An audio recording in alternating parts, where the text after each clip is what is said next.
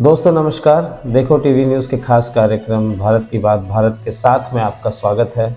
मैं भारत। दोस्तों कहते हैं कि सत्ता का नशा सबसे बड़ा नशा होता है और ये वो नशा है जिससे कोई बाहर निकलना चाहता नहीं और इसके लिए ज़रूरी होता लगातार जीतते रहना, चाहे जीत किसी भी कीमत पर हो। और जब आप किसी भी सूरत में किसी भी कीमत पर जीतना चाहते हैं तो फिर सारे दांव आजमाए जाते हैं, सारी तिकड़े में लड़ाई जाती है। कमोबेश यही हाल मोदी जी का भी है। वो भी अपनी तीसरी जीत के लिए हर दांव आजमा रहे हैं, हर तरह का प्रयास कर रहे हैं और इसका एक बहुत बड़ा कारण है 2024 में होने वाला चुनाव। ये चुनाव 2014 और 2019 से बिल्कुल अलग है। It's completely different. कारण क्या है उसका?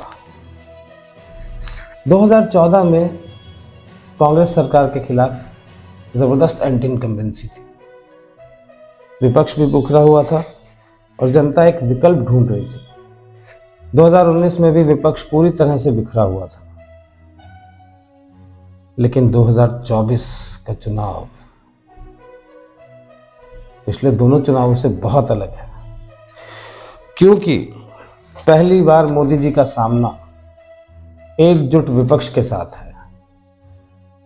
वो विपक्ष जो पूरी तरह से यूनाइटेड दिखाई दे रहा है, एक यूनाइटेड फ्रंट, एक यूनाइटेड ओपोजिशन तैयार हो गया है और यही मोदी जी की चिंता का सबसे बड़ा कारण है।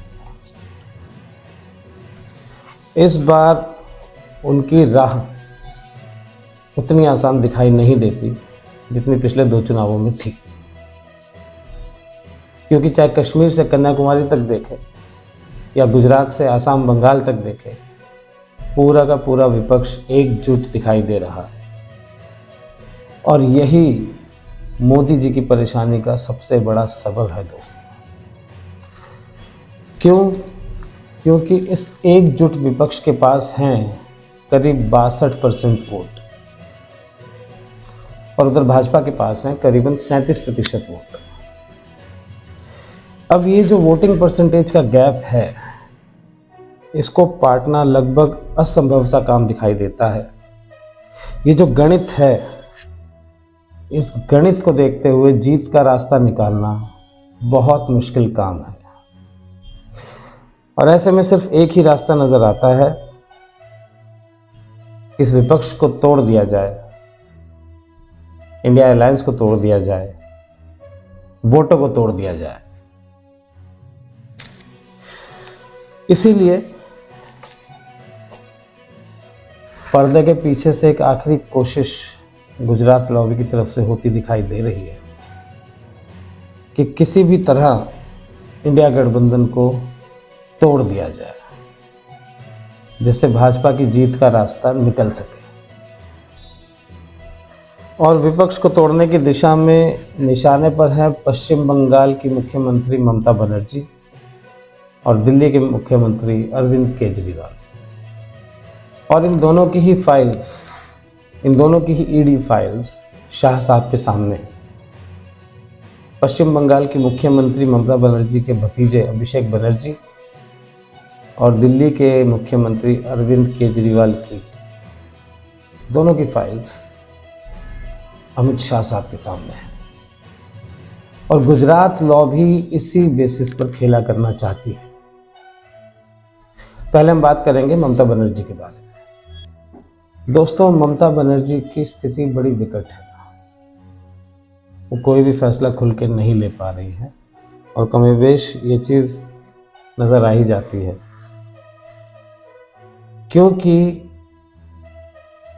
निशाने पर हैं अभिषेक बनर्जी, जो टीएमसी में उनके बाद सबसे पावरफुल नेता हैं। यूँ भी कह सकते हैं कि वो टीएमसी के शाह साहब हैं। अभिषेक बनर्जी की गिरफ्तारी किसी भी वक्त हो सकती है। उनकी फाइल बिल्कुल तैयार है। उनकी पत्नी को भी नोटिस आ चुका है और उनके दोस्तों की भी घेराबंदी हो चुकी है। बीजेपी के पास पश्चिम बंगाल में 18 सीट्स, लोकसभा की 18 सीट्स। लेकिन स्थिति आज के समय में बहुत अलग है। बीजेपी उतनी अच्छी स्थिति में नहीं है बंगाल में। उनके अपने आकलन के हिसाब से 7-8 सीट्स वो निकाल लेंगे और ममता दीदी से वो इतनी मदद चाहते हैं कि वो 7-8 सीट्स पर उन्हें सपोर्ट करते हैं, जिससे कि 14-15 सीट्स लेकर के कंफर्टेबल पोजीशन में बीजेपी आ जाए और बंगाल में उन्हें ज़्यादा नुकसान ना हो। अब ममता दीदी भाजपा का साथ देती है या नहीं, इसके बारे में बाद में चर्चा करेंगे। बात करते हैं अरविंद केजरीवाल साहब की। देखिए, केजरीवाल साहब का असर थोड़ा और ज़्यादा है। दिल्ली और पंजाब में सरकार उनकी है। उसके अलावा गुजरात में पिछला विधानसभा चुनाव वो ठीक ठाक तरीके से लड़ चुके हैं। राजस्थान में भी उन्होंने आहट दी। उसके अलावा मध्य प्रदेश में भी थोड़ी आहट दी है और सबसे इम्पोर्टेंट है इस बीच हरियाणा, क्योंकि दिल्ली और पंजाब की उनकी सरकार जो है जिन राज्यों में, दोनों के बीच में हरियाणा पड़ता है और वहाँ पर भी केजरीवाल साहब की पैनी नज़र है। तो मोटे मोटे तौर पर अगर देखा जाए तो 45-50 सीटों पर केजरीवाल साहब का असर है, हो सकता है। अब इन राज्यों में बीजेपी के सामने 2 ही पार्टीज हैं। कांग्रेस तो प्रमुख विपक्षी दल है ही, गुजरात में भी, राजस्थान में भी। दिल्ली और पंजाब में कांग्रेस और आम आदमी के हाथ में ही सब कुछ है। इसीलिए बीजेपी चाहती है कि अरविंद केजरीवाल इंडिया अलायंस से दूरी बना ले, और डील भी ऐसी दिखाई पड़ती है कि जितना केजरीवाल साहब इंडिया अलायंस से दूरी बनाएंगे, एजेंसियां भी उनसे उतनी ही दूरी बना लेंगी। मैं आपको याद दिला दूं कि अरविंद केजरीवाल को 2 नवंबर और 21 दिसंबर को ईडी के समन्स मिल चुके हैं। फिलहाल वो विपाशना के लिए गए हुए हैं, लेकिन जैसे ही वापस आएंगे फिर से तलवार उनके सर पर लटक जाएगी। अब वो हाँ करेंगे या ना, ये हम आगे डिस्कस करेंगे। पर मोटे मोटे तौर पर जो नज़र आ रहा है वो ये है, मोदी और शाह साहब की जो स्ट्रेटजी है वो ये है कि किसी भी तरह इंडिया अलायंस के 2-3 बड़े नेताओं को इंडिया अलायंस को डिस्टर्ब करने के काम पर लगा दिया जाए। अब उसके लिए वो जो होगा वो ज़रूर करेंगे, लेकिन ये देखने वाली बात है कि क्या ममता बनर्जी और अरविंद केजरीवाल ऐसा कुछ करेंगे। अब ये समझना ज़रूरी है कि क्या ममता दीदी और केजरीवाल साहब शाह साहब का साथ देंगे। देखिए, ममता बनर्जी के जो वोटर्स हैं उसमें करीबन 27% मुस्लिम वोटर हैं, और यदि ऐसा होता है, कोई खेल अगर बीजेपी खेलती है और ममता जी उनका साथ देती हैं, तो 27% जो मुस्लिम वोटर है वो उनसे नाराज़ होगा और सीधा सीधा कांग्रेस की तरफ चला जाएगा, और ये भविष्य के लिए ममता बनर्जी के लिए कोई अच्छी बात नहीं होगी। उनकी पार्टी के लिए बहुत बड़ा नुकसान हो जाएगा। और जैसा कि हम जानते ही हैं कि केसीआर के साथ क्या हुआ है, वो जैसे ही अपनी बेटी को लेकर के थोड़ा नरम पड़े और शाह साहब के साथ हाथ मिलाया, उनकी पार्टी तेलंगाना में चुनाव ज़बरदस्त तरीके से हार गई। कहाँ वो प्रधानमंत्री बनने का ख्वाब देख रहे थे और आज मुख्यमंत्री तक नहीं है। ये बात ममता दीदी भी अच्छी तरह से जानती है और केजरीवाल साहब भी बहुत अच्छी तरीके से जानते हैं। दोस्तों, कांग्रेस भी इस बात को भली भांति समझती है, राहुल गांधी भी इस बारे में जानते हैं, जो सुनने में आया है, और खड़गे जी भी जानते हैं।